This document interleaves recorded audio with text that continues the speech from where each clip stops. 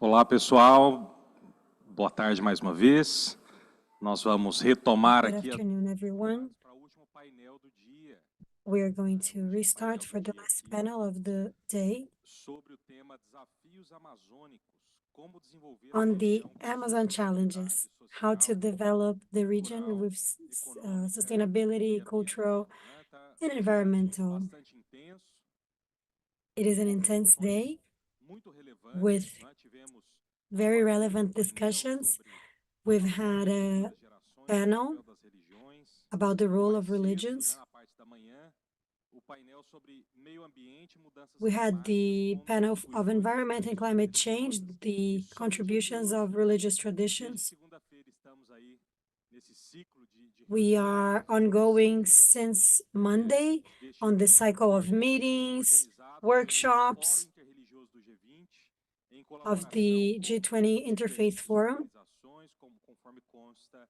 do nosso and with programa. different organizations Esse as painel agora da tarde, uh, do final da our work tarde, demands. tem a seguinte proposta, né? As respostas This aos panel has a desafios da região amazônica purpose. devem The centrar-se challenges nos of the problemas Amazon sociais, culturais must e focus econômicos on cultural and e economical ambientais issues and also dessa environmental região, issues of the a que region. trará estabilidade à This região. plural Essa é approach a will bring proposta. stability to the E region. aqui This is the este painel é proposal. organizado And this em panel colaboração com a is Iniciativa organized with Interreligiosa the pelas Florestas Tropicais do Interfaith Brasil, Initiative for the governo Tropical federal do Forests Distrito of Federal. Brazil.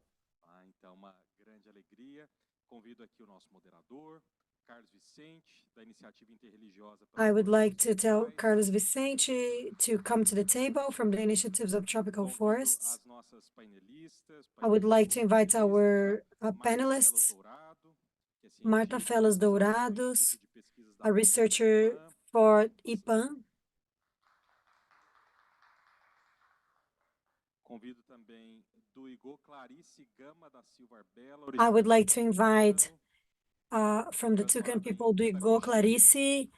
pela UEA, She has a degree in mestre em pedagogy História from Social, UEA, a master pesquisa in migração social global e history movimento social na on Amazônia the da UFAM, migration né, e tantas outras and social atividades. research at UFAN and many Gostaria other de convite também o activities. Dom Joaquim Hudson, I would like to bispo also auxiliar call da Dom Arquidiocese de Joaquim, Manaus, Auxiliary Bishop of que Manaus. esteve conosco pela manhã também, tão He's gentilmente, been with us throughout neste this painel da morning. tarde. It is an honor to have Jonatas you here Lira, on this psicólogo e panel. teólogo, Jonatas fundador do Lira, Instituto de Inteligência psychologist, Emocional e theologist, também é um dos pastores do professor of Refúgio em uh, Manaus. emotional intelligence, and also one of the pastors for the Faltam refugee cadeiras, hein? church. We're going to need more chairs over here. Alaorixá Graça de Xangô, Cantoá Espírito, Alaorixá, Graça de Xangô, da nação Quetu, a from satisfação ter Ketu aqui Nation. conosco. It is a great honor to have you here with us. E também Catherine Marshall, que é vice-presidente And also Catherine Marshall, the vice president of the G20 Interfaith Forum from Berkeley Institution for Peace and International Subjects in Georgetown University and executive manager of the Faith and Development Dialogue in the World. Thank you so much for our panelists. It is a great satisfaction to have such a beautiful panel that will certainly bring rich discussions. The floor is yours, Carlos.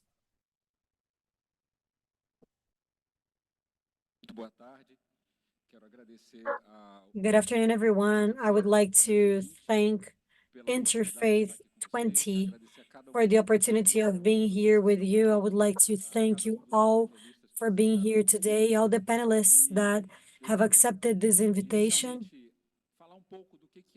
Initially, I want to talk about the Interfaith Forum.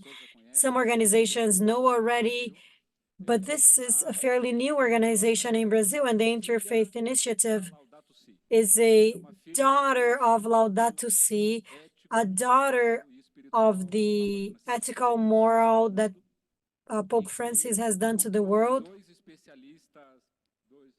And he founded two ambientalists that work in forests in the Norwegian forests, the inspiration to propose this initiative with this profile.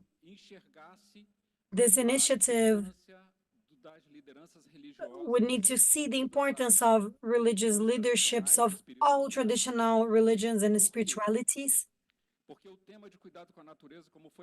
because the theme of caring for nature, as said in other panels, is about values. It is not about economy, just economy. It's not just environment. It is about values. And as we're talking about values, we need to establish our comprehension in the world, our relationship with the planet, the ways of living. And those values are present in all religious traditions, in all sacred texts, oral traditions, on the writings, the experiences, the examples of the main representatives of those movements of spirituality. But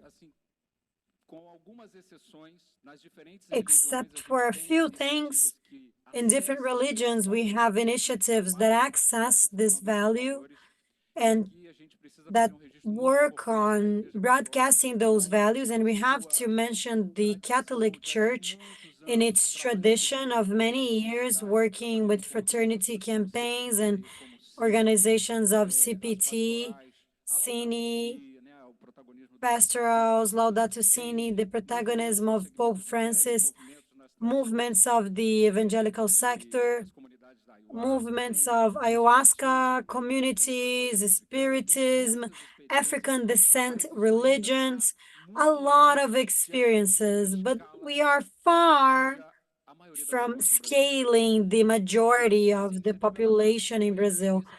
And this initiative is born with this purpose of being a platform of supporting the organizations that act on that field, but also has the mission of adding the comprehension of this agenda to the ones that have not understood yet that we are living a climate emergency.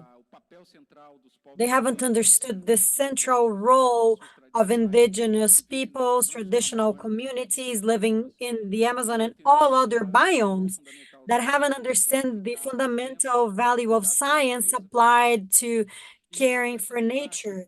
And it is important to highlight that since ECHO 92, the UN conference about the environment that took place in Rio de Janeiro, all the surveys that have been taken show that the majority of Brazilian population don't want to opt for developing separately to the environment. All researches show that with a lot of consistency, above 80% in different profiles. And if in this period we had the awareness of the population, why are we electing governments that are not committed to that? Why are we buying products supporting this consumption? Why are we supporting companies that are not committed to that and that are sponsoring violations of human rights and destruction of nature? One of the simple answers for that is that the researchers show this desire, this will, but this is not a value, because when it's a value, it will north choices. It will orient choices when electing governance, when consuming products and services in the market. It will guide our way of developing our spirituality.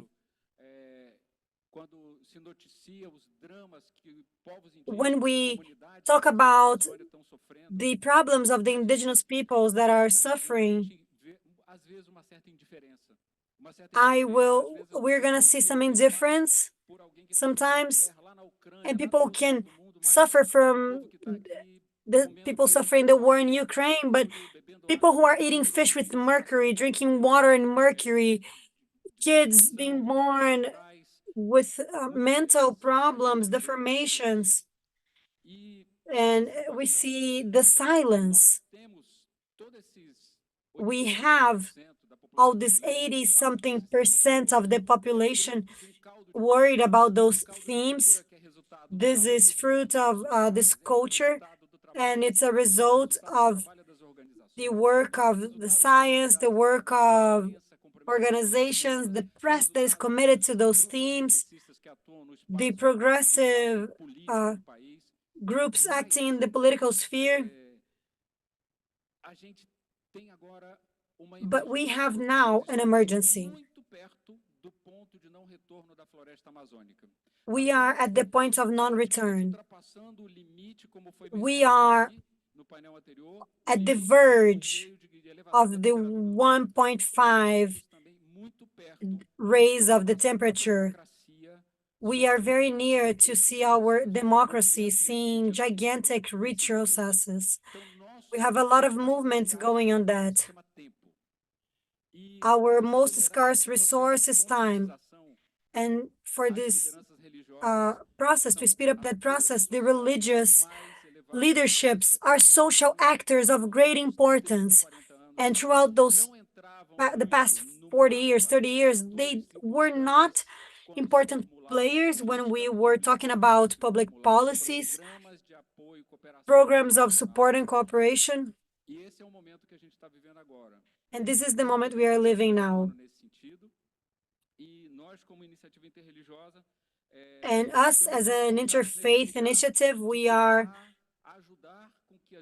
trying to help religious leaderships without any distinction.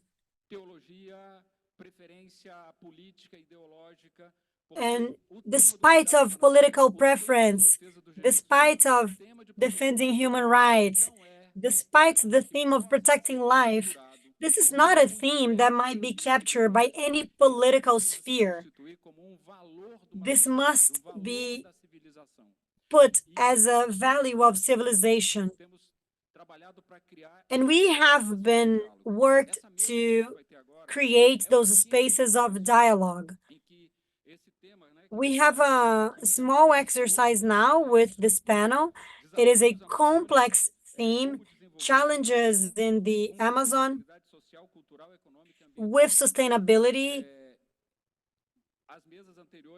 The previous ones have talked about that direct and indirectly. This is a complex theme. There's no way to finish it. We need to accumulate listening, dialogue, knowledge, and from there have structuring proposals to contribute the international debate, the proposals for the Brazilian government and the authorities will defend in so many important forums just like G20. In other opportunities, we would like to share with you a little bit more about this job. And we have been working in Brazil in a very discreet manner. And we could work with 300 different leaderships in the Amazon and in other strategical states, access a network of 3 million people, 25,000 temples and churches and institutions, religious institutions. 100% of the participants left indifference, negationism, denial. And when we're looking into religious groups, we have three big segments in a simple cut. We have a group of 10% that are conscious of the climate crisis, the importance of forest and defending the rights of the communities and peoples that live in the forest, but also have a very short knowledge about those themes because climate is very hermetic, complicated, and a lot of times people that work with that, they have a language that is so difficult of accessing and being part of it. Less than 5% of religious leaders in Brazil are engaged. Well, they are engaged, but they are in denial. And we have 80-90% of that. And this is a great opportunity of having a dialogue with science and religion and populations, traditional populations, and religion on organizations that are acting in that field. Then the religious sector, we can have a great adhesion in a short time of a mobilizing force in society to help. So the salvation of the Amazon and other environmental themes can undergo the quality of political representation and institutional that we have. Thank you. Those are the people who decide the destiny, that decide on budgeting, decide if laws will be improved or or if they will retrocede. And now I want to pass the floor to Marta. She's part of the Research Institute of the Amazon, and she will have a contribution for this debate. We will complement on that look for that team from the outlook of the other members of the panel. Marta, thank you. The floor is yours. Bom, obrigada, boa tarde. Quero Thank you. do IPAN, né, que é o I'd like to thank you in the name of IPAN, that is the Researcher Center at the Amazon Research Institute. And it's a pleasure to be here with you. As IPAN is an organization a little bit different from the others here, I understand that our contribution is for the debate, bringing the other sciences to the table. I prepared a presentation. I don't know if we have it here.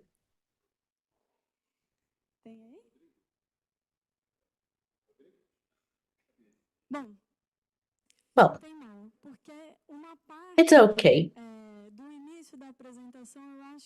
The beginning of the presentation, you have already heard previously from one of the speakers. We are all on the same boat. And this boat is starting to crack. And the regional Brazil and the region where we are located in the Amazon has a very important role for us to start fixing these cracks.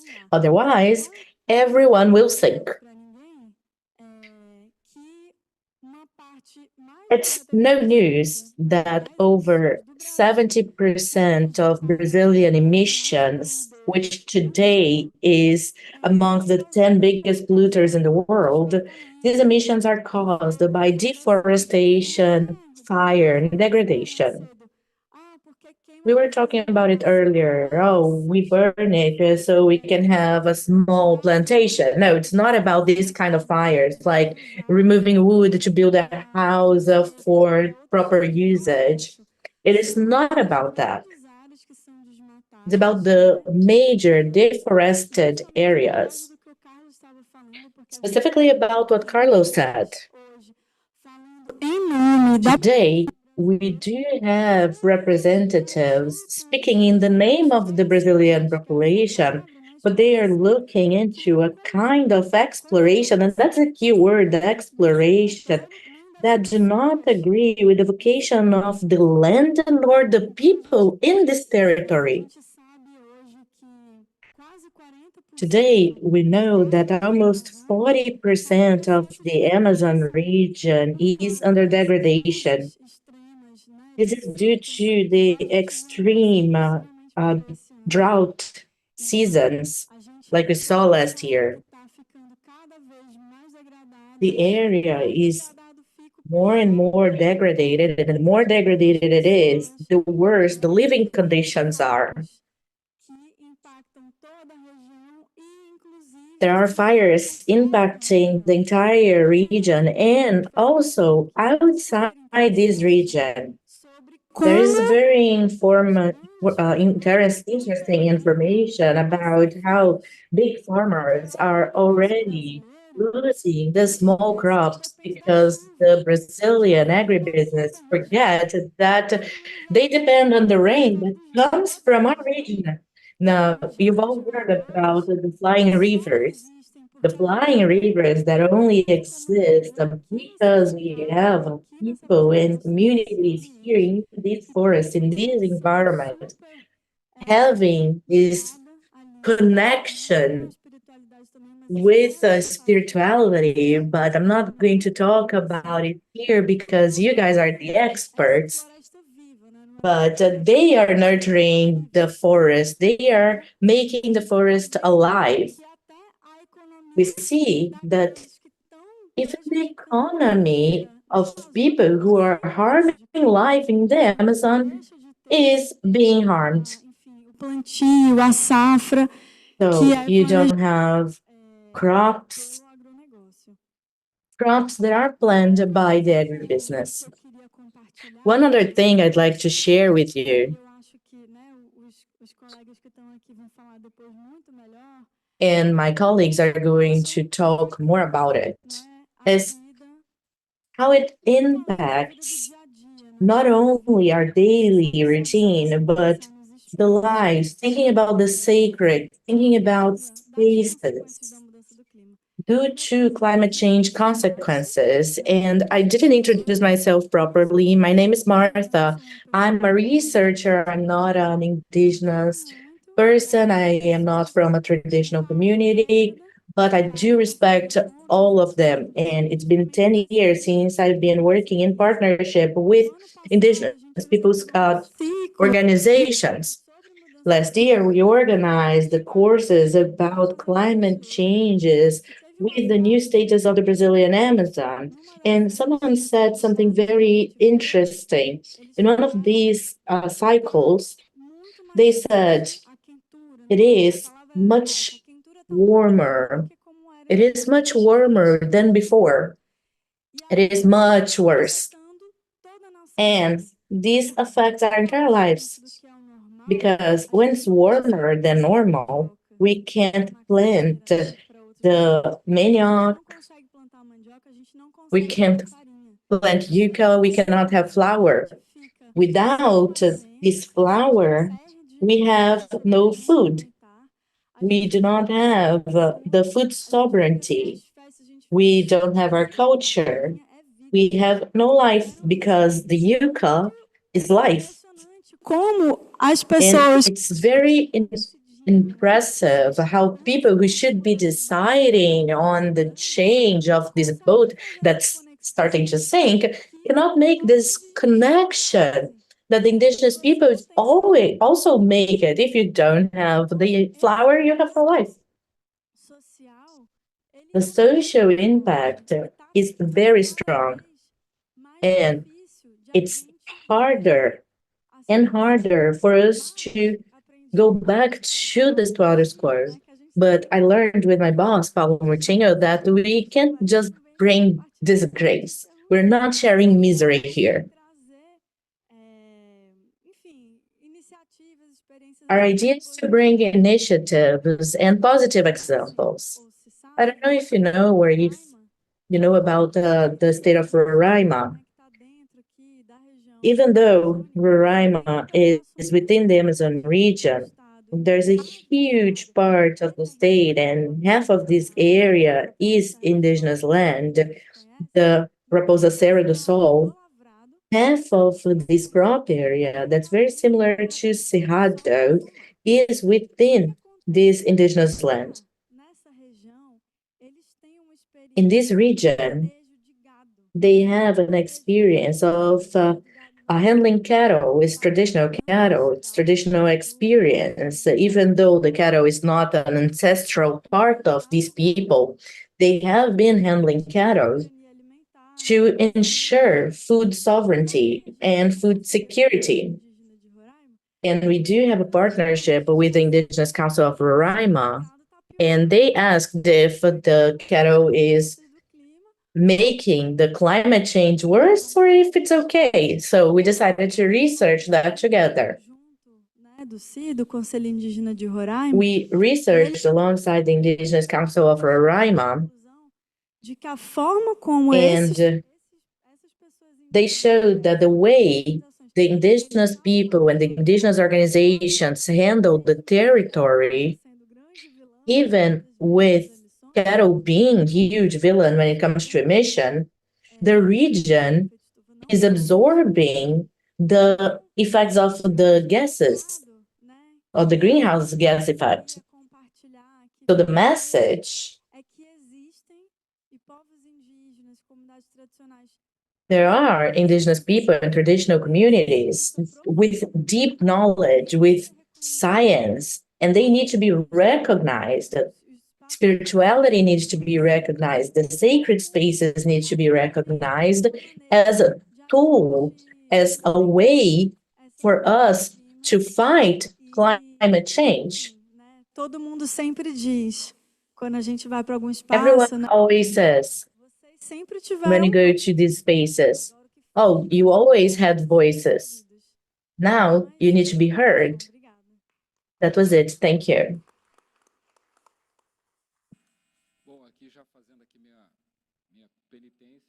Just pay my deeds and saying sorry to Martha. It was my technical mistake. I'm sorry.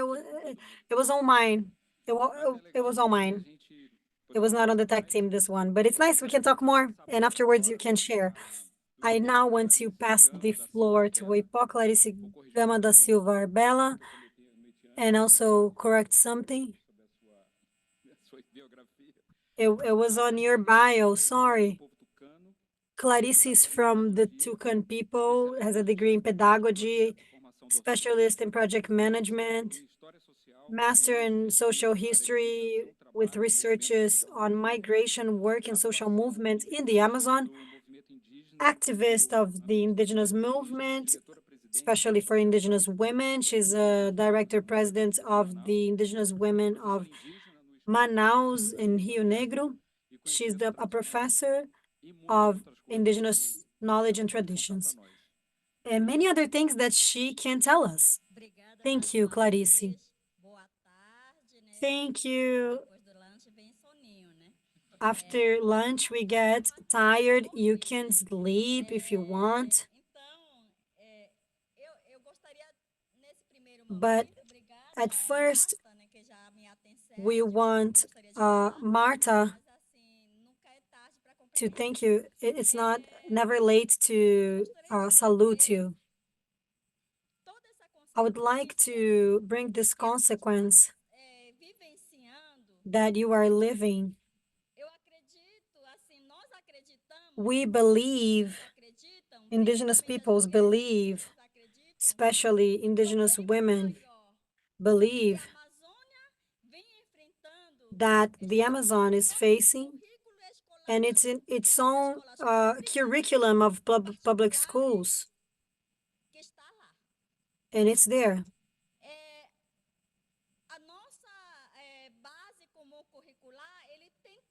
This common curricular base has 3 words, but our schools where we study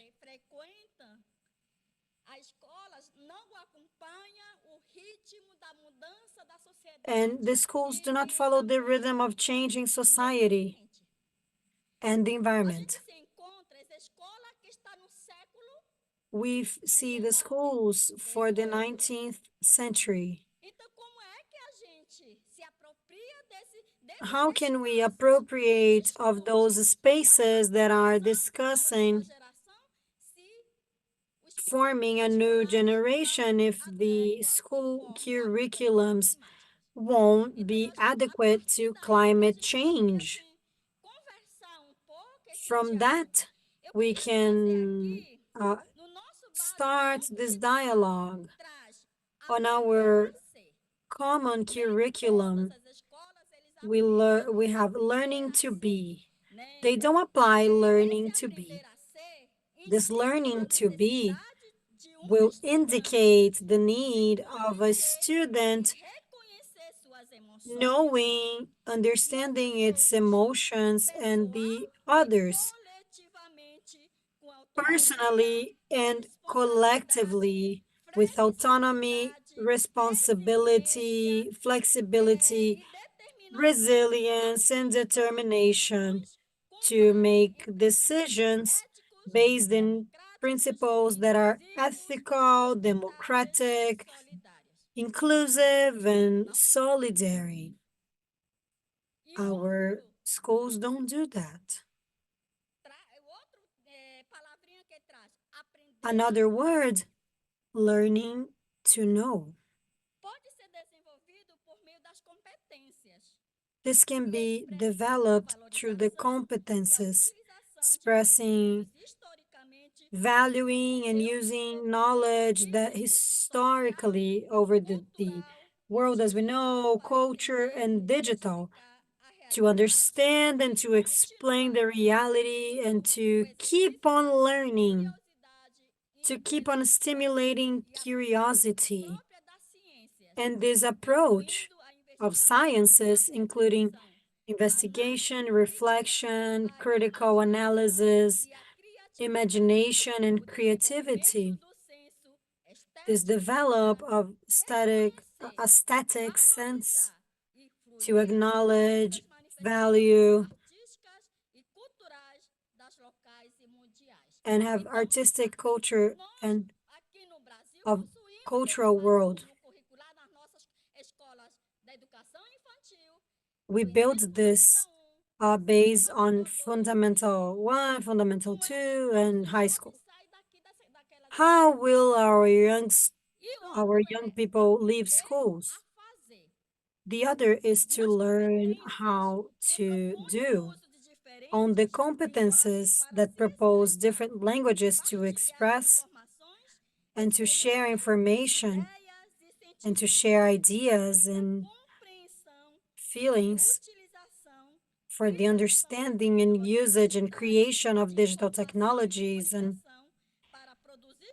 information and communication to produce knowledge, solve problems, and to find protagonism for the collective. So our schools, we need to see, I want to tell you how we feel in this process as originary populations. We need to learn how to live together, and this can be expressed by the competences that talk about valuing diversity, knowledge, and cultural living, argumentation on facts, to defend ideas, points of view, and common decisions with positioning in an ethical manner and caring for oneself and for the planet. The exercise for empathy in living in harmony, promoting respect, and valuing diversity for individuals and groups without any racism, intolerance of any means. Our common base in Brazil is part of that to develop our communities. But what are our schools doing? Our youth, our children, they live with an empty mind,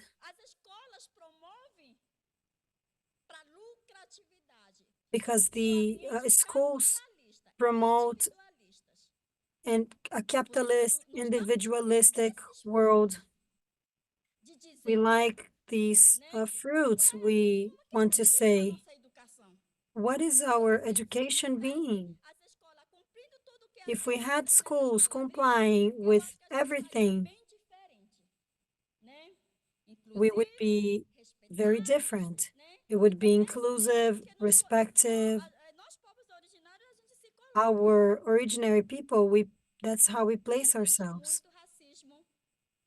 There is a lot of racism, discrimination, intolerance and environmental racism, as the professor said. Where do we learn that? In school. I suffered in my own skin. I suffered for my daughter,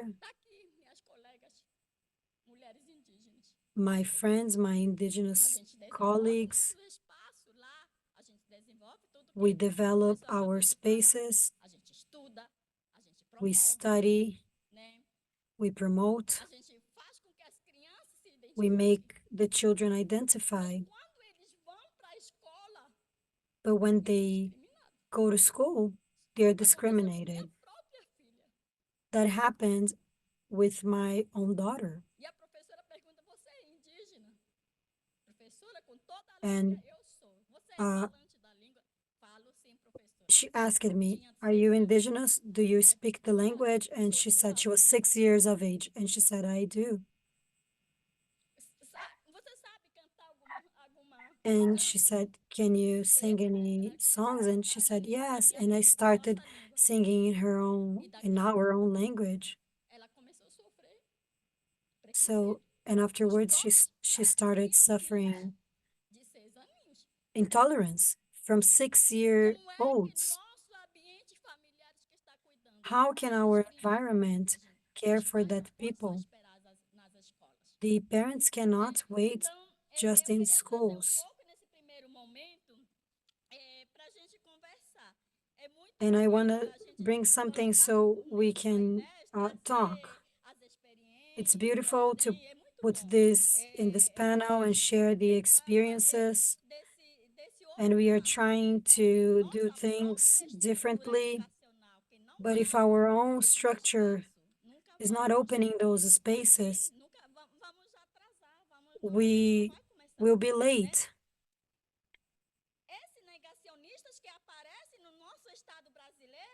The people who are in denial in our state, where do they come from? From the schools.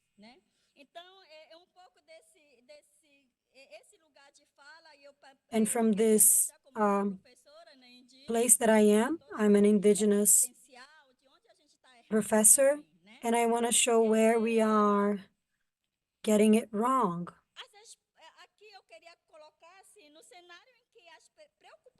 I want to put in this scenario of the concerns with the environment and the preservation of the natural resources are highlighted here in the Amazon. We have different economical options. For indigenous women, we got tired. We are tired of listening. We are not, we here, we are lazy, we don't have knowledge, we don't have creativity. We have our ancestrality, our technique of sewing of our products. Our products are non-polluting.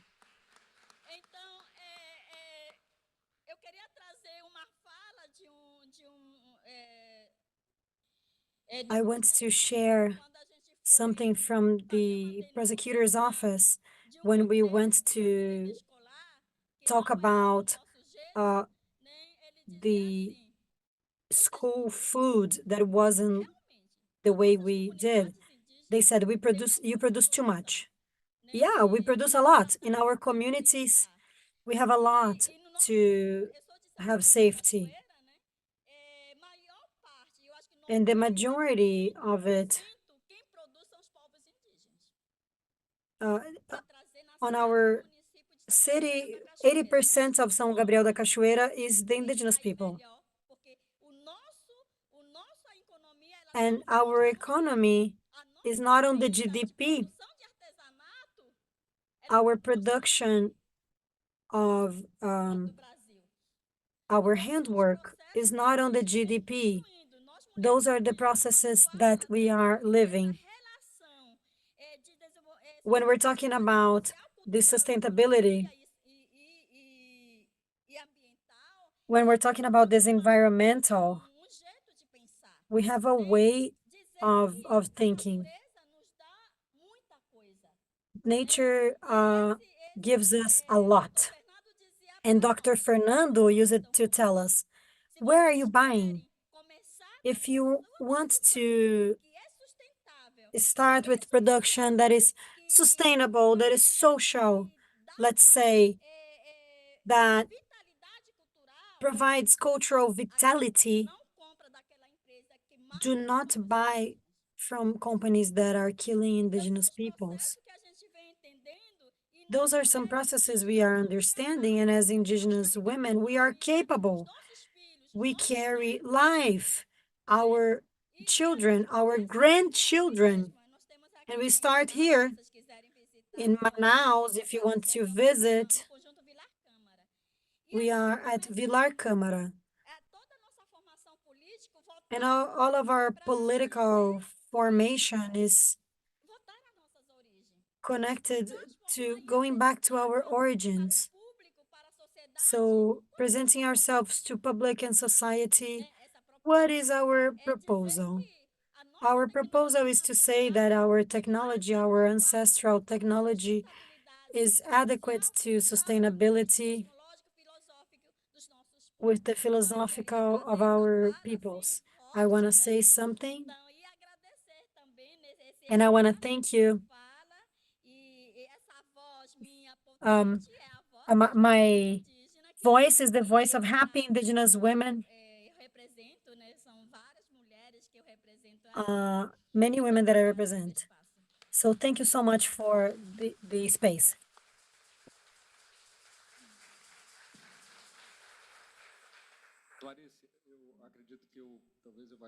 Clarice, I think I'm gonna speak for everyone here. That's the feeling we have.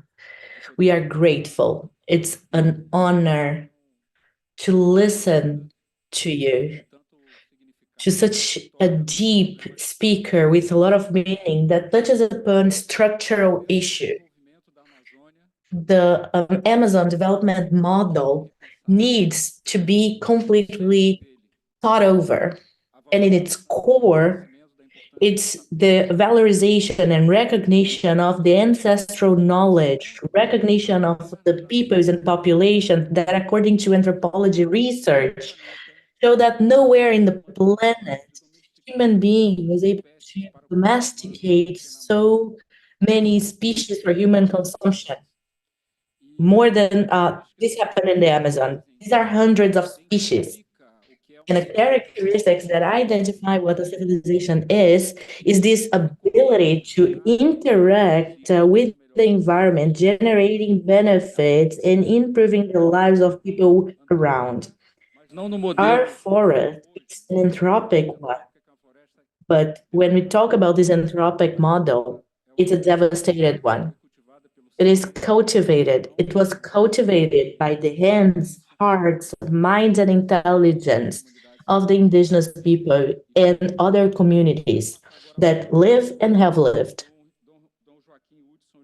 Let's move then to Don Joaquin Hudson Ribeiro, Auxiliary Bishop of the Archdiocese of Manaus. In what you say, I'd like to thank the leadership of the Pope and all our brothers and sisters around the Amazon during so many years that have helped to protect and defend the rights, biodiversity, help in the fight for improvement. Good afternoon, everyone. Thank you for the invitation. The Archdiocese of Manaus is very grateful to participate in this debate. I'd like to thank especially the women here present because they represent strength for the Amazon and they have been loud voices echoing for so many who cannot be heard. Women are usually leading, making the difference, and pointing out paths for change that are necessary when it comes to taking care of the forest. the church has learned throughout the years how important listening is, and Pope Francis has been hearing the groups, the scientists, the traditional people, listening especially the forest, the nature, not only listening to people, but we also need to listen to the signs all around us. We also need to be humble, taking this attitude, philosophical, phenomenological approach that is an epoch here, lowering, kneeling down to humbly contemplate and listen. We need to go back to this humility that we are part of creation, and we need to hold hands to reflect together on alternatives to provide positive answers to this time that is not a lot. But we don't lose hope because we need to be the carriers of life and hope. The Catholic Church does not want to be the voice of anyone. We want to be a voice with the other institutions. We are joining ourselves with other institutions. And that's the cry for help that Pope Francis is doing, opening more to dialogue. So together, we can suffer together, we can feel together, we can be spiritual together, but have hope together. This is very necessary. Paulo Freire invented the verb hoping that inspires to not lose hope in times like this. We also know that today, more than ever, the religion denominations have a huge impact on Brazilian politics. The churches elect the Congress, the Senate, they point for blocks and determine the present and future of this country. So we cannot talk about politics without talking about religion, faith, religious experiences, and spirituality. Unfortunately, in this state, long has been a time when we have congressmen defending environmental agenda and defending the environment. We do not have representativity in state politics, not in the federal politics. Long has been the time that people participated in public hearings. Nowadays, today, who is the congressman who is here attending this event today? This is very severe because the politics is determinant for the changes we want to discuss. In this state, we are very worried about the Amazon and about the claims from the people from the forest. We suffer with the complicity of the forest destruction using public resources for international investments, the case of the big mining companies exploring the state of the Amazon. We say there is a complicity in destruction. How do mining companies and international investors contribute to the violation of indigenous people and riverside communities people, threatening the continuity of the Amazon? How do the environmental permitting processes are so fast for environmental impacted areas? It's not uncommon that in the city, installation of oil gas stations were installed in public areas, in environmentally protected areas, where the permits are very fast for this kind of enterprise. More than 2,500 requests to explore by mining companies, 250 of them in indigenous lands. The mining agency, the National Mining Agency, ANM, that regulates the laws for mining in Brazil,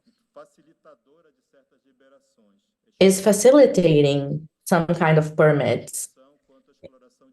During the discussion about the potassium exploration with impact in the river of Madeira, they received the first permitting and the release from the state government to explore potassium in this area.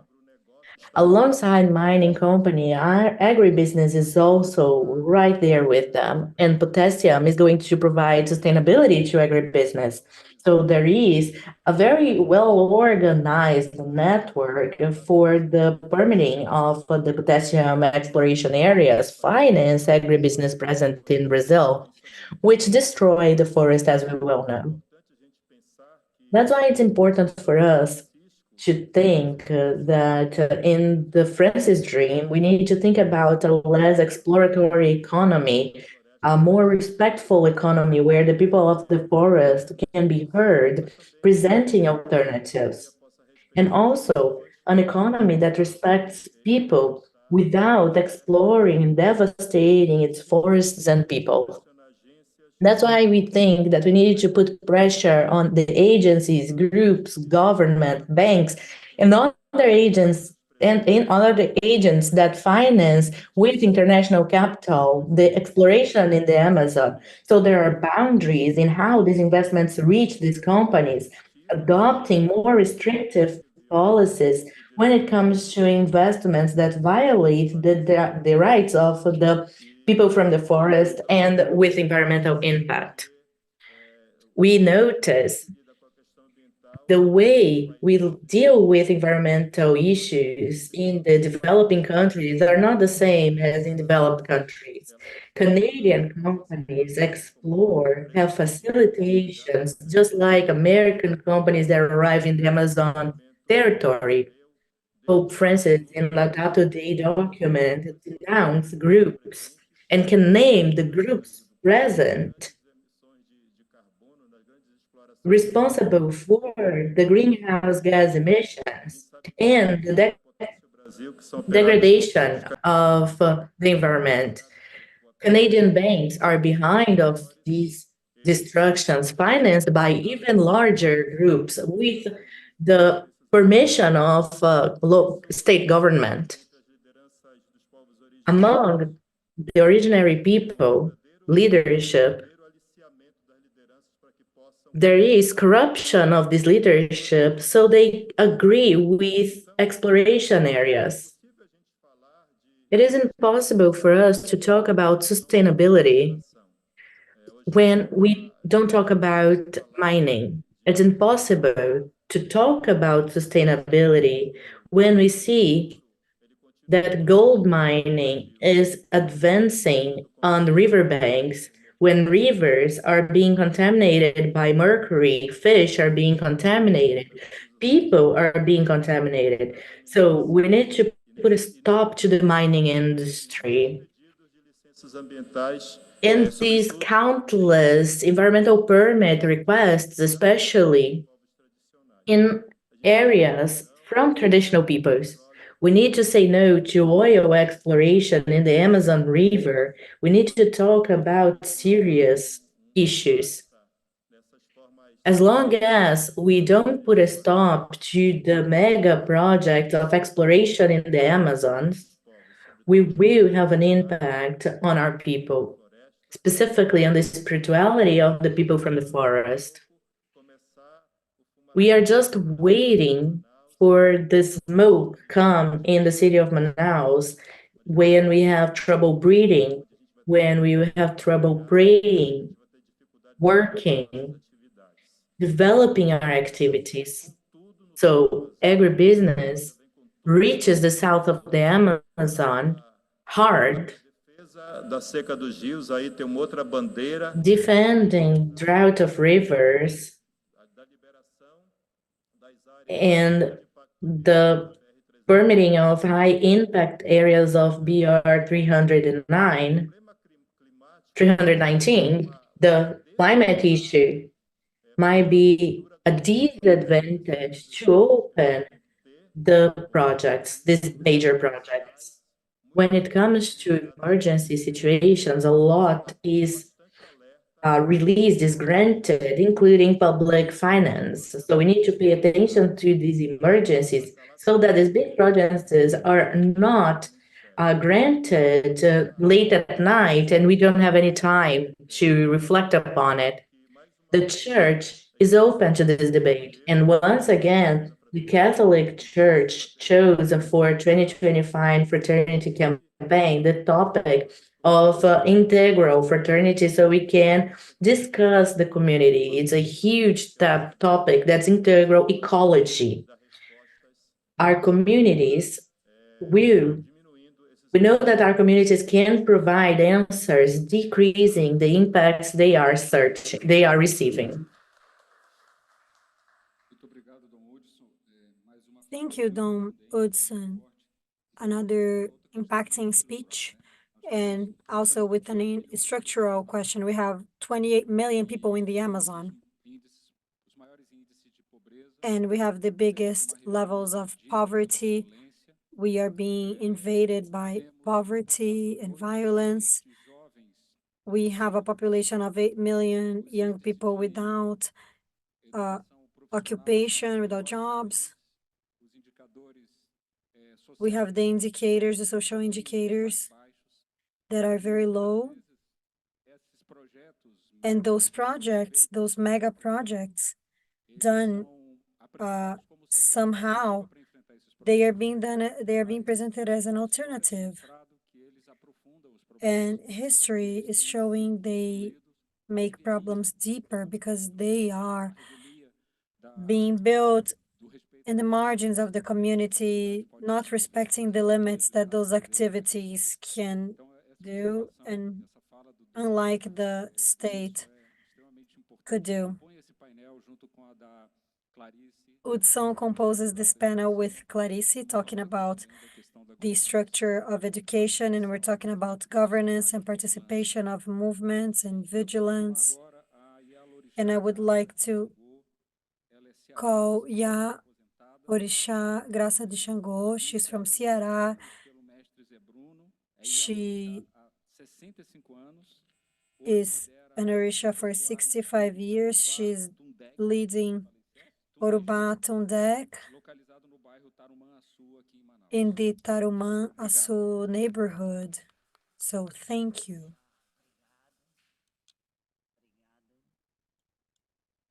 Thank you. I am very honored to be here and to participate. I was born in Fortaleza. I came to Pará, then to Pará, I came to Amazon. I'm honored to be here to talk about my religion and what for us spiritists, what the forest is. The forest is light, radiation, what convene the influenced and promote positive and let go of the negative. When you're exploiting the river, the Igarapé rivers, when you're burning the forest, you're having trouble. Oxumaré is the owner of the sky. Iemanjá is the owner of the salt waters. Oxum from the non-salted waters. We have a lot of divinities for each formation. This is the spirit religion. We all suffer a lot of discrimination. Just like in Bahia, they killed the priestess. A lot of people have been killed for not accepting the religion.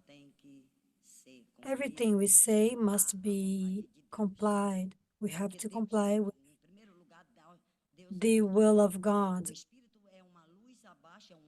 Spirit is an angel illuminated by God Himself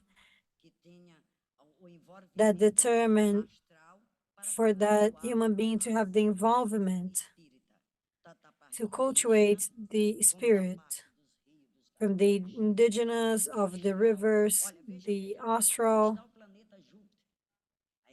Think about Jupiter. If you're from Sagittarius, you have this planet. This planet is suffering a lot of consequences. We have a lot of pollution, a lot of smoke where our rishas come from, because not our rishas are Brazilian. As we have the Pope, priestess, I had the blessing of touching John Pellegrino. I was blessed by him. He touched my head and he said, "You are so patient." And I would like to say, if us spirits don't fight for the agapos, for the indigenous part, all of us are mythical beings. I've studied that, and I don't know. We are all from indigenous sources. They say we are all indigenous. And what I want to say is that we have to unite.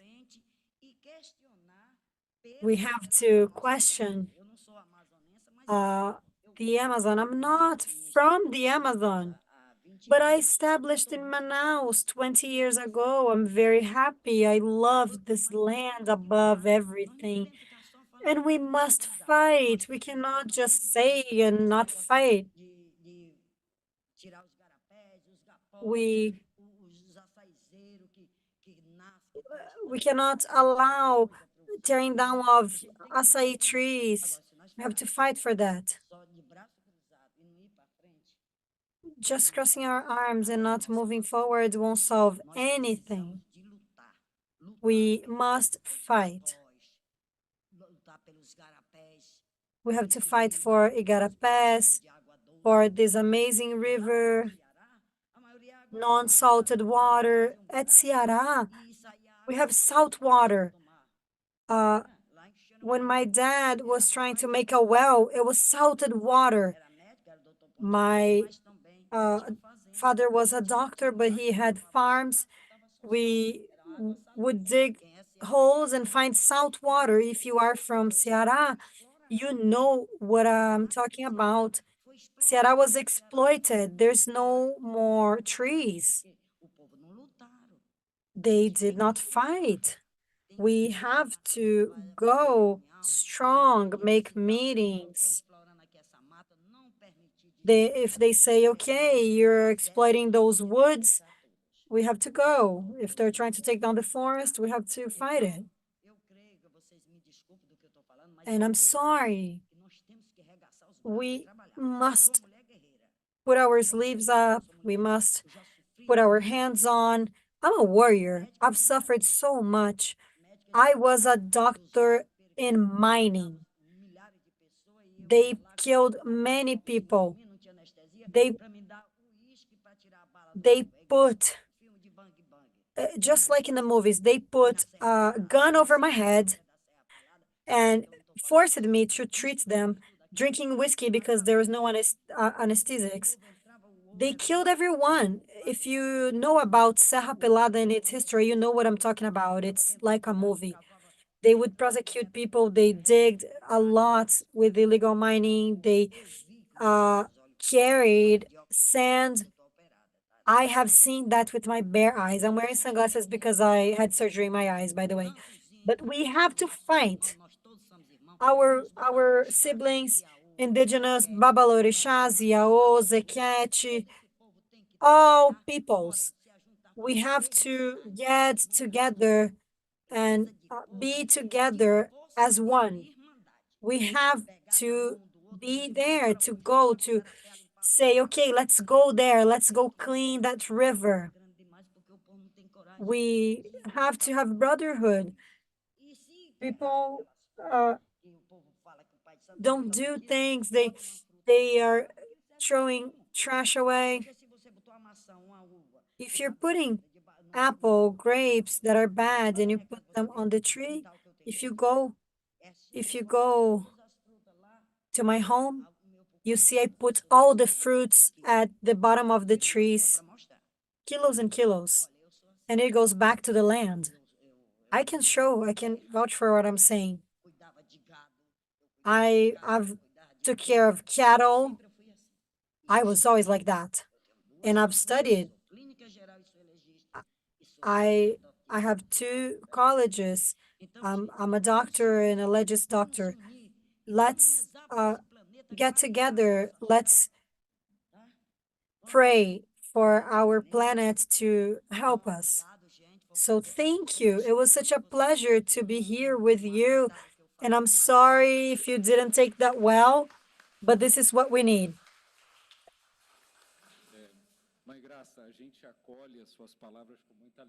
Mother Graça, we embrace your words with gratitude, your testimony. Thankfully, due to a lot of the movement and a lot of fight from communities, the leadership, the people who have paid with their lives for the preservation of indigenous lands, resettlement projects. We need to be more united, but we also need Brazil's solidarity. The Amazon is essential for Brazil and the rest of the world, and we need to join with people who are here fighting for the whole time. So your cry for help is not only for Brazil, but the entire world. Let's move to our letter speak. Pastor Jonathan's letter. He's a pastor of the Baptist Church. He's from this new generation of evangelic pastors in Brazil and the Amazon. And he's been teaching us a lot from his testimony, and he's inspiring the youth. He's a psychologist and a theologian. He works as a teacher of emotional intelligence and is also one of the pastors of the Refugio Church in Manaus. Thank you, Jonathan. Good afternoon. It's great to be here. My heart is warm from everything we've learned.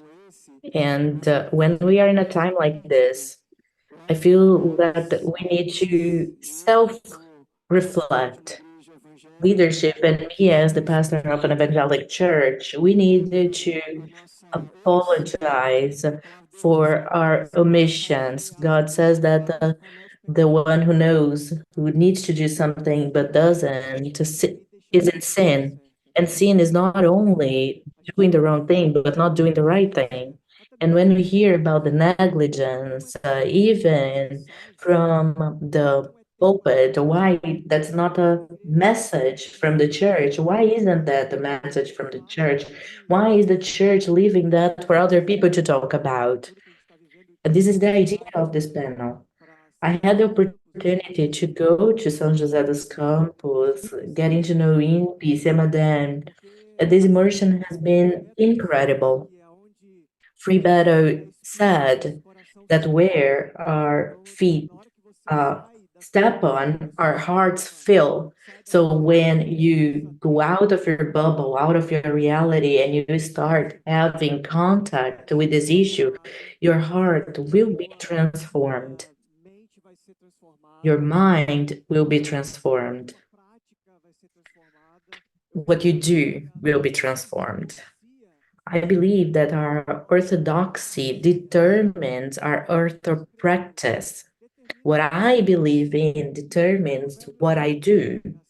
Proverbs say that as man thinks he is, when we start having this contact of experiences, we change the world. Even though it's just a drop, the feeling we have, it is just a drop in the ocean. But no, my community has received this influence. And I know that where I am a psychologist at a school. Over 150 kids, 150 families in Manaus are receiving my influence. As a teacher of emotional intelligence, I also bring this agenda. And in preaching, when we are in a panel such as this one, we are even more responsible because when God talks to Moses and says, "Take off the sandals from your from your feet, because the land you step on is sacred." The land you step on is sacred. If we understand that our land is sacred, it changes the way we relate to it, the way we deal with nature as our sister. St. Francis of Assisi said that we are the sister. God created nature, created things, plants, the oceans, and alongside with it, we need to work for this reality in our context, in our generation to be different. Our kids, just like our sister said, kids need to receive these words since they're children. For our community to think about recycling, think about solar energy. In our struggle, we do have partnerships with a shelter called Oasis, and they work with refugees. We work also with moringa, that is a seed coming from the northeast, and it provides nourishment. It is a very powerful plant, and we are also thinking about taking this experience to other cities in the Amazon. Because of that, we will have an impact in people's nourishment. Not only what we say at a church in a small group, in the moment of faith or spirituality, but also thinking about in how we act as citizens, how we take out garbage, how we have conscious consumption of things. I was in Rio Grande do Sul. We had a team providing assistance to the victims of the flood that happened in Porto Alegre region. And we thought, this trash, it's coming back. The way we are building cities, the way we are relating to the creation, it has a cosmic effect. The Russians, a while ago, had an experience. They put electrodes in trees, and they would get there with an axe, trying to knock down the tree, and in the ways the electrodes captured from the trees were yelling. So when I understand that I'm interconnected, that nature is interconnected, that nature proclaims the glory of God. That's what says Psalm 19. The God proclaims the glory of heaven. One day counts for one day, it reveals for another night. There's no sun and words, but in the universe, you hear your voice.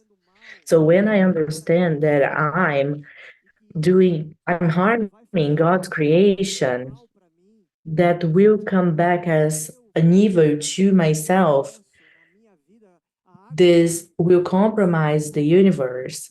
The water that destroyed the city is also a sign.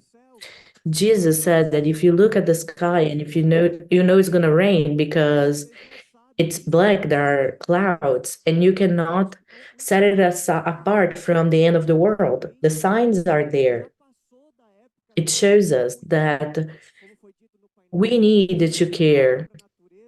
We need to look at nature and administrate and love not only as those who are going to consume and usurp it, taking advantage of the benefits, discarding it, but having a loving relationship with it, as being a part of the same universe created by God.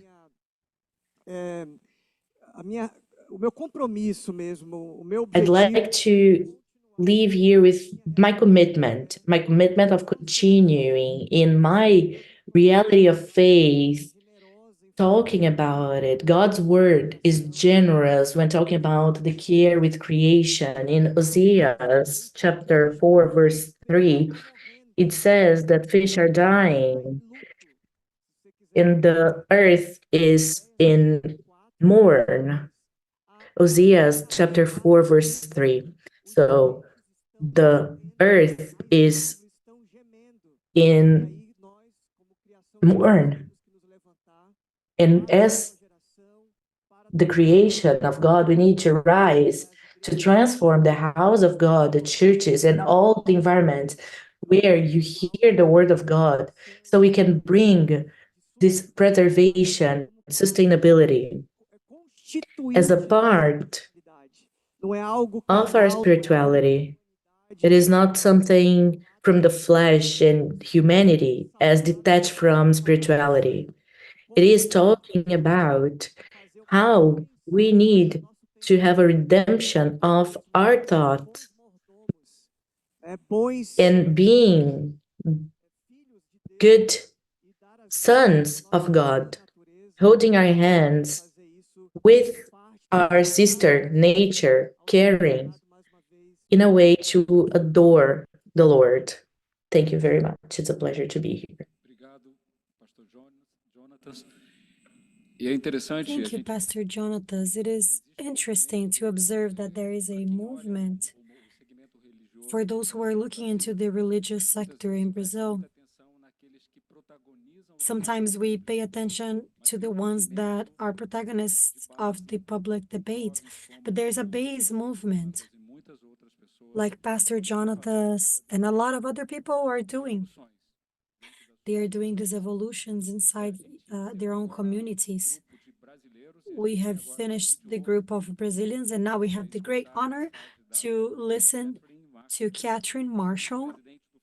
She is Vice President of the G20 Interfaith Forum, Senior Fellow for the Berkeley Center for Religion and Peace, and of the Georgetown University, Executive Director of the World Faith Development Dialogue. Catherine, please be welcome.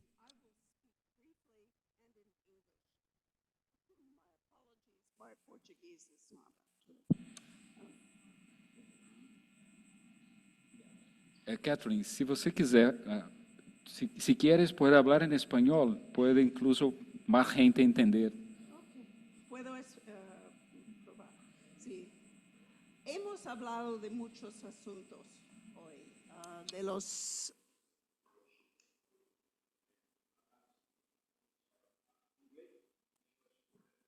Okay, sorry. Okay. We've spoken today of many topics. We've heard the wisdom of the bees, of garbage, of unemployed youth, of incentives for investment, of different plants, of flooding, of the water. These are very local problems. They're very immediate. They're part of the lived reality of every day. But these are also issues that will preoccupy the G20 leaders when they meet in Rio. The problems you're talking about are very global problems with an urgency that goes far beyond even the immediate issues that face us here today. So thinking about this intersection of the very local and the very global, the planet, is an inspiring, but also in some ways a terrifying, a frightening reality of what we've talked about today. As one comment, it's very heartening to hear the focus on the role of women, because in interreligious circles, that is all too rare. But that does bring me to the challenge and what brings me to this panel, which is this challenge of bringing the voices of the religious communities, of religious insight, into the global discussion. And in many ways, the Interfaith Rainforest Initiative is one of the most interesting examples worldwide. It is an example of religious communities coming together from different parts of the world to try to identify some of the solutions that are relevant to G20 leaders, to Biden, Macron, and Lula, as well as to local communities. And making that journey from the local to the global is a part of the challenge. But it still leaves us with this challenge of defining how these religious voices can be part of the global dialogue.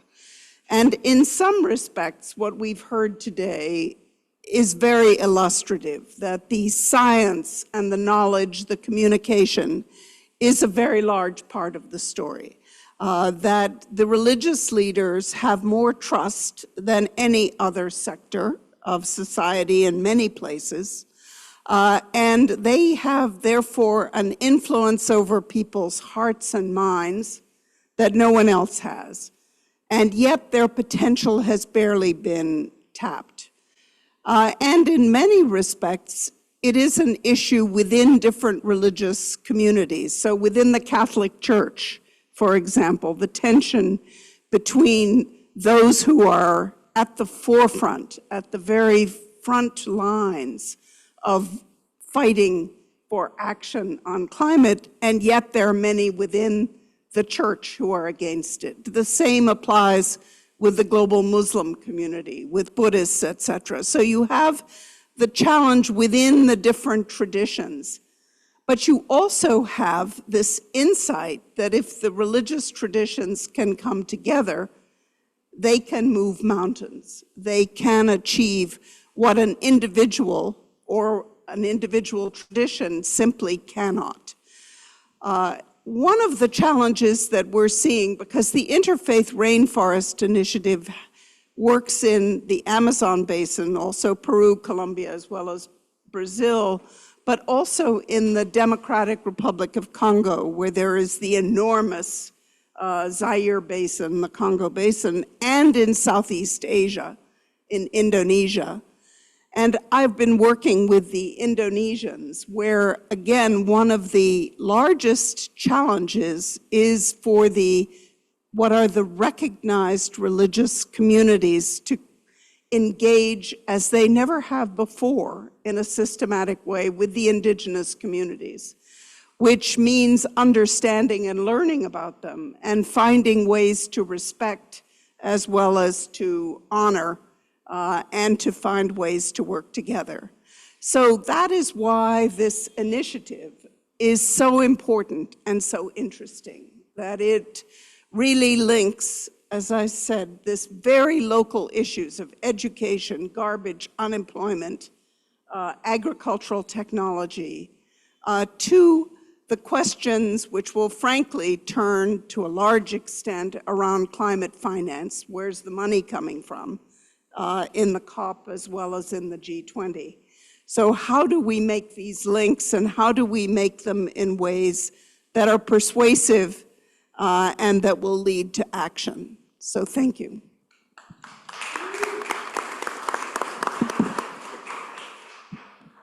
Muito obrigado, Catherine. Eu acredito que é muito importante para a gente ter Thank you, Catherine. It's very important for these perspectives that there is this organization, this international coalition for religious leaderships regarding spirituality and looking for connections, trying to connect this force for transformation in the individual level and in the level of public policies for different states. We have 20 minutes for debating, and I want to propose you. You have heard a lot on this group, and it would be nice to hear the most of you. So we want to propose to have 10 interventions of 2 minutes. If you speak only for 2 minutes, you can have more people being part. So we have jobs open. We have already 2 people that signed up, third one, fourth. While we are speaking, we are going to take the names.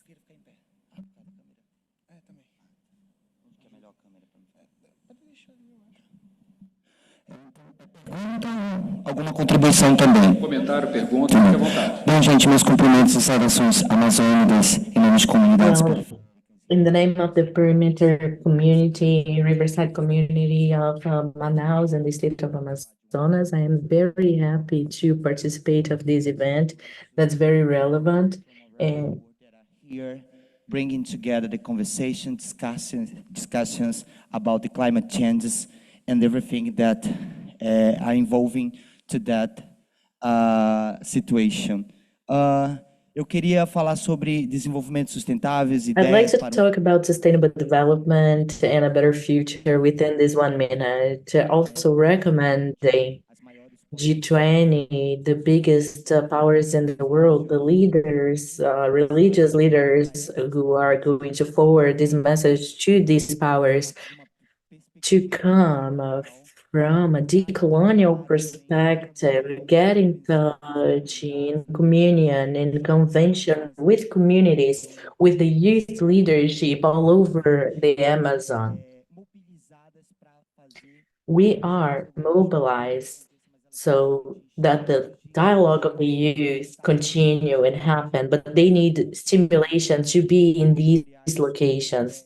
The Amazon has continental proportions, and it's very difficult to reach these people. So we need dialogue around climate change in G20, online, hybrid, presentially, so we can discuss ideas and solutions from the Amazonian youth of Brazil, Venezuela, Guyana, French Guiana, English Guianas, Colombia, and Peru, where our rivers are born. Thank you.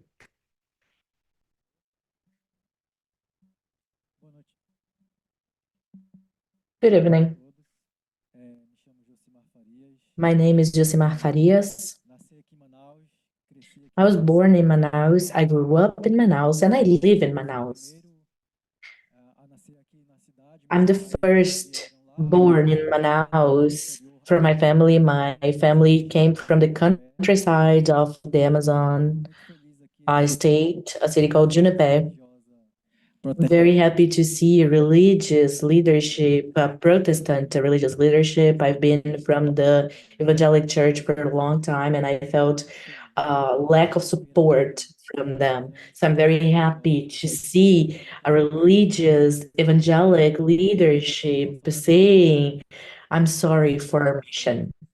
And that's what we need, especially in Brazil, that is very much involved with evangelic church, that is embarrassing everyone. Myself as Protestant, I feel ashamed.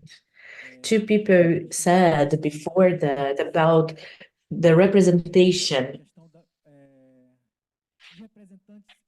We need people elected for our agenda, and we don't have those. They're defending the business people, they're defending mining companies. Only in the local government, in Amazon, there were 3 secretariats with the federal police knocking on their doors. The housing secretariat, the housing ministry, was involved in forgery and land scandal in the state, involved with Edmai scandal, with public environmental resources. He was elected by the evangelic in the Amazon. And our colleague said that's the curricular base of schools, and I remember that in the 2000s, I had a subject that was the Amazon Geographic Foundation and History Foundation. And the best mayors ended that subject in schools in Manaus. We should have these subjects back in schools, because ever since we were children, we need to teach people the basis, the national basis. This is basic. Schools needed to learn that. Why the mayor of Manaus, the current mayor of Manaus, does not talk about that? Why doesn't the state government doesn't talk about that? Thank you very much.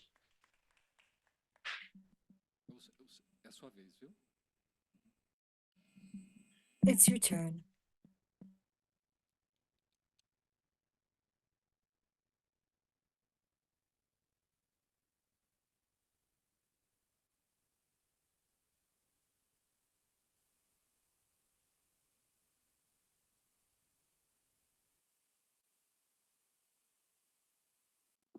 Da onde nós conseguimos, para nós religiosos, tirar a nossa paz. Us religious, they took us our peace, not on the removal, but we sought for peace in the environment, in the waters, on the land,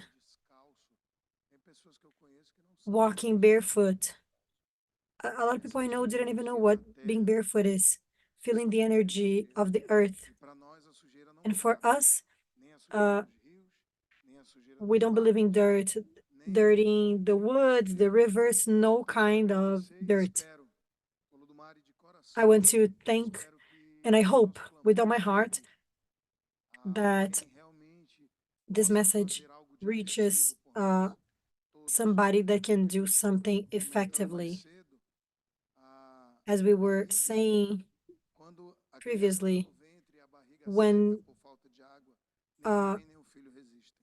a child is unborn inside the mother's belly, if there's no water, the mother and child will both perish. I don't remember who was fourth, please. Boa tarde, boa noite já praticamente. Good afternoon, good evening. Parabéns, porque vocês são Congratulations. mulheres nessa mesa. You are a majority of women. Fenomenal, porque espaço de vocês, espaço de fala. You have your space of speaking, your space of representative. And I took some notes and I want to share with you.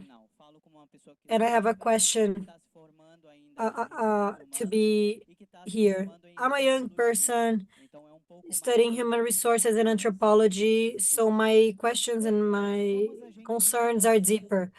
We are the means of change. And what do we do to change if we are the vessels of change? Do we just plan? Is this co-participation? Are we just applying that into practice? And we get this positive activism, and we have to apply this planning that we are doing, and we're entering another concern. As a leadership, as a researcher, as a religious person, are you developing sustainability, or is it just an idea? Maybe you're having workshops, studies, and you are putting yourself available to dialogue. And then we're going to go to another project, more administrative, sustainable projects. Do we have them? We do. Our biggest challenge is to find financiers. How can we find financiers? This is my provocation. How can we have investors, promoters? What are the challenges? Are we reaching the community with those projects? And at the end, lastly, I want to say thank you for what you said, Catherine. Everything is connected, just as Pope Francis said. Everything is connected, and this is our great mission.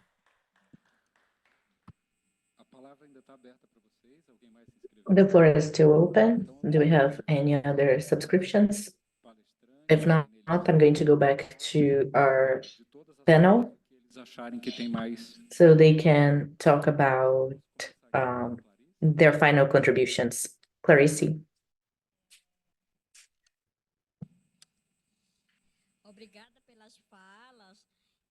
Thank you all. Very powerful speeches. I believe it's time for us to act. and stop talking. We move to forum, conference to conference. If we don't act,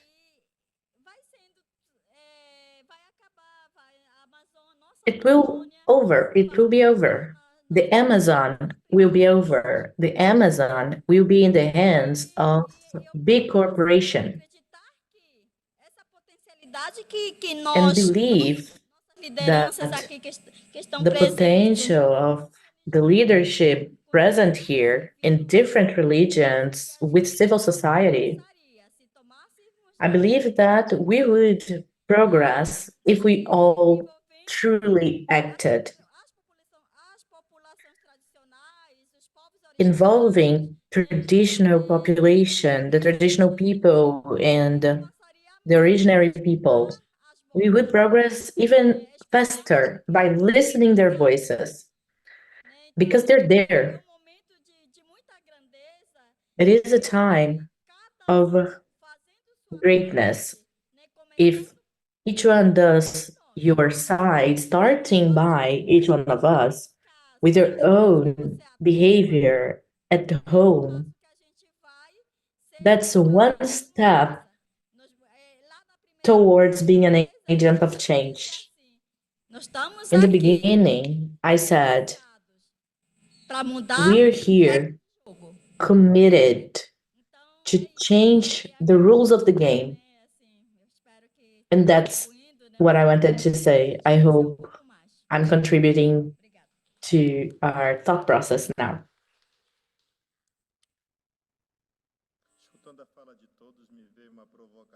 I listening to all of you, and I thought about the quality of life and lifestyle.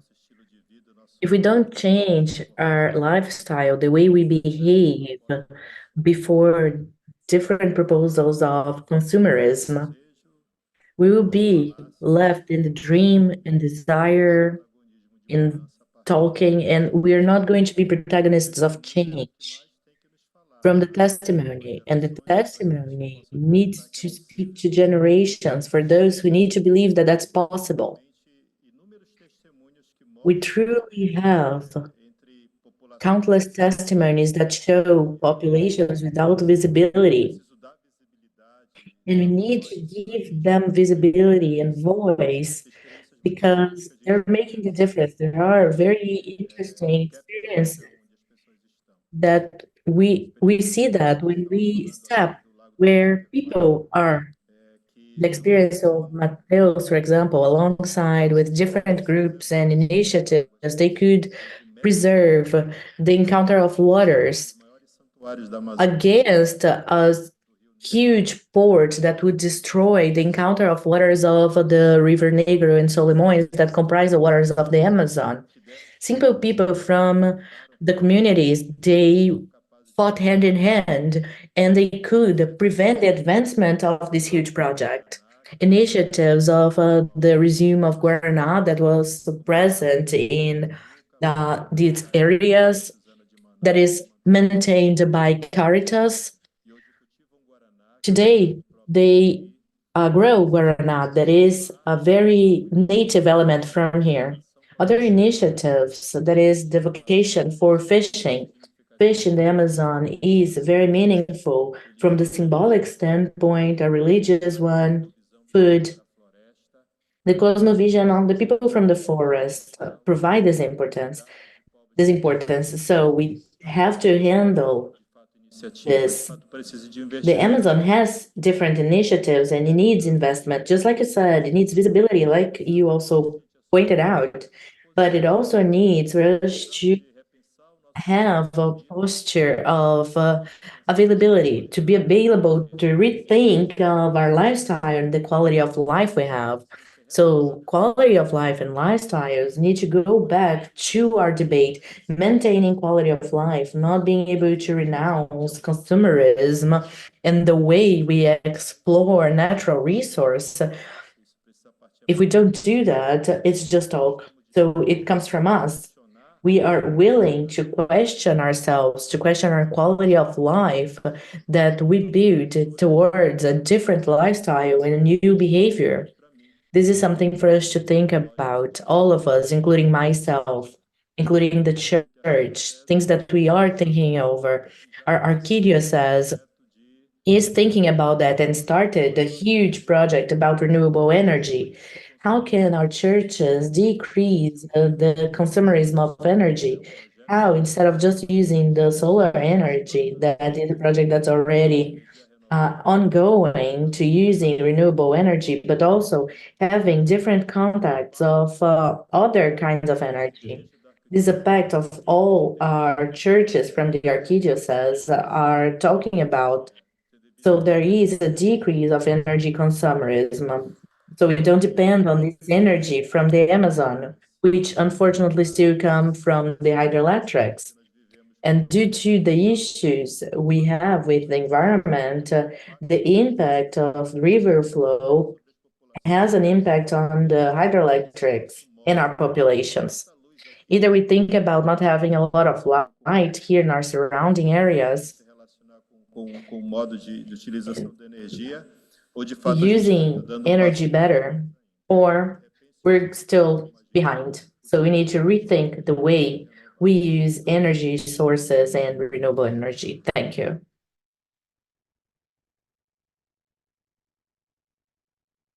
Vou reagir à pergunta do Antônio I'm going sobre to answer to se Antonio. está chegando, né, nos territórios. If resource is arriving in territories, just so we have a number in mind, last year in the climate conference, the UAE, Germany, promised solely for one climate fund, that is the loss and damage fund, $100,000. But this was not concrete, because for the resource to arrive to territories has a lot of bureaucracy. The estimate is that not 1% of the resource when it comes to climate funds reaches territories. So we still have a long way to go for the people from the forest, indigenous peoples, to be recognized in this process. This is just to illustrate how hard it is.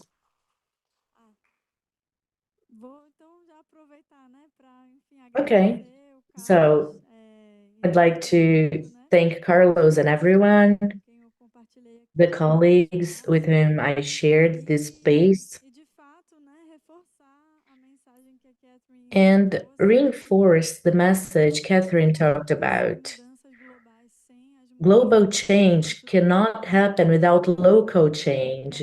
This needs to be well thought of. So the boat of Earth sails towards not leaving everyone behind. Thank you. What we are hearing about the COP29 and the COP30 even, and the G20 processes, is that the main focus, apart from wars and geopolitics, will be on finance. And therefore, the challenge of identifying and negotiating for the adequate resources for climate change is really the most critical issue that will happen in the next few months. The one other comment I would make is that there are many groups. There are 13 groups that are called engagement groups for the G20 process: youth, women, civil society, business, think tanks, etc. But so far, the religious communities are not officially recognized because there are still many doubts about whether the religious communities really have much to offer to the global agendas. So this example of the Interfaith Rainforest Initiative is very important, alongside some other examples. But it is very important in demonstrating the capacity of religious institutions, both to change hearts and minds, but to engage as part of the global dialogue with the scientists, with the business, with civil society, et cetera, that it is contributing something distinctive, but that it is also very much part of the global effort. And that is complicated but essential.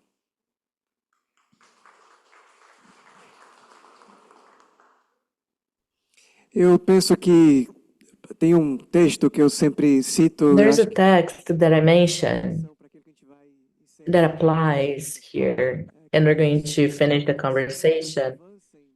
For darkness to progress, light doesn't need to do anything.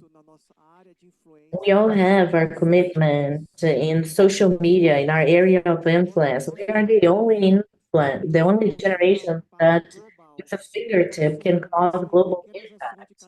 So it starts with small action. But we have on our hands, on the palm of our hands, the possibility to influence the globe, people around us, our churches, our children, our students. Talvez abordagem mais incisiva, mais forte, mais with this approach, this strong approach, passionate, we can experience a different reality in our lives, to live the time of shalom, the time of peace. God bless us.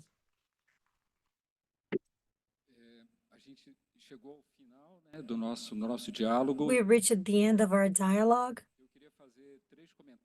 I know we're a time constraint, but I want to make 3 comments.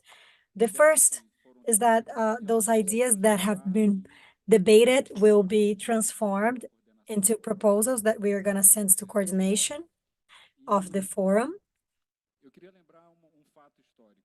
And I want to recall historical facts. 50 years ago, Brazil was importer of food. We are now potents. We're exporting food with pros and cons and advantages and disadvantages.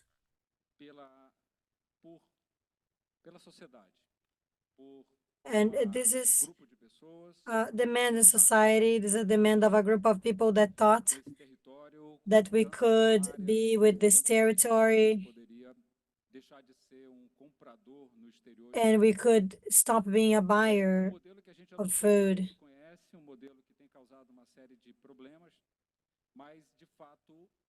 And we undergo problems, but that idea of becoming an agricultural potence happened. We don't know if this potence will last, and we are contributing to global warming. And on the 21st century, we discovered on the knowns of traditional peoples and science that this agriculture will not survive without the ecosystems of the Amazon and other biomes. And we're lacking pollinizers, and the problem is near people because what we have here in the forest is impacting climate and is affecting life of the population, urban population. And Professor Socorro Chaves was with us. She's testifying for that. We invite religious leaders to talk about this problem, not from the forest, but from the disasters, things that are happening in the city. There's no space for denial. Nobody can say that there's no flood. It's not, we cannot do that. We start this dialogue from there, the different religions and spiritualities, to understand what's going on. how can they access important information to protect their own communities? But as Gilberto Gil, our poet, says, people know what they want, but they want what they don't know. And we invite people to understand how to protect from disasters, but we offer them a solution to understand the complexity of this problem. They are going to understand this is a result of global warming, that this is a problem of tearing down trees, and we are trying to help them to understand that the situation is not only worse because a part of this forest is being protected and being protected because of indigenous peoples, leaderships, river communities, NGOs, and scientists are trying to protect those communities. We want them to understand that the quality of life they have in the cities is connected to that.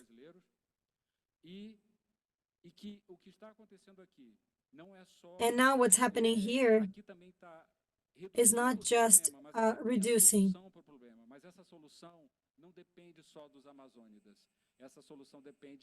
And this solution is not just on the Amazon. And this is for them to support the good ideas. We have many good ideas. And our challenge now, 50 years ago, somebody looked into Brazilian agriculture and thought this needs to be a potence.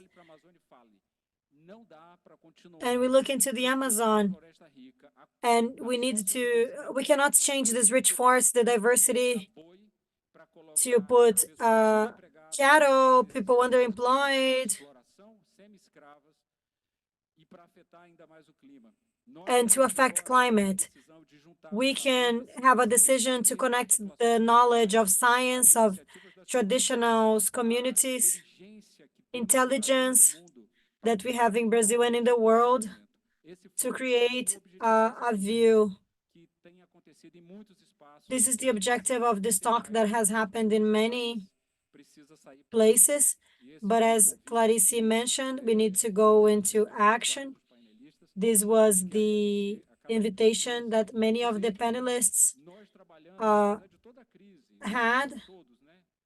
And all of us, we are talking about hope.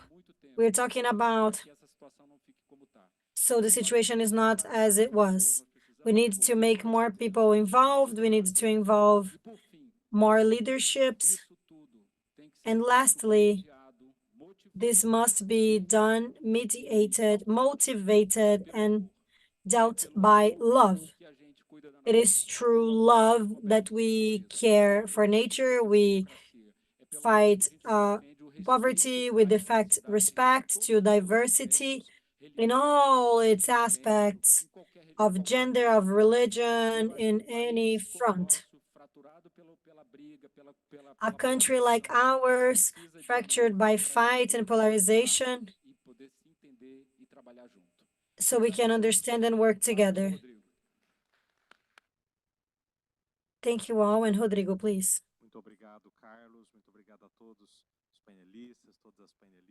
Thank you, everyone. Thank you, the panelists, for this special panel. All the other panels were special as well. And thank you very much. We are reaching the end of our journey for this day.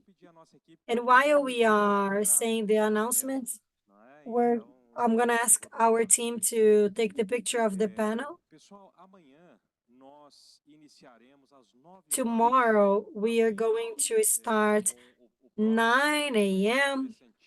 with a very interesting panel about religions, bodies, and nature. We're going to finish our cycle of meetings in Manaus. We are going to start with a reception, food and drinks. And we are going to count on the participation of Professor Ivo of the University of Pará, of the Federal University of Amazon, Wanda Vitoto, leader of the Vitoto people in Brazil, Jaime Dezana from the Indigenous Amazon and representative of the three indigenous peoples of Igarapé Cocura.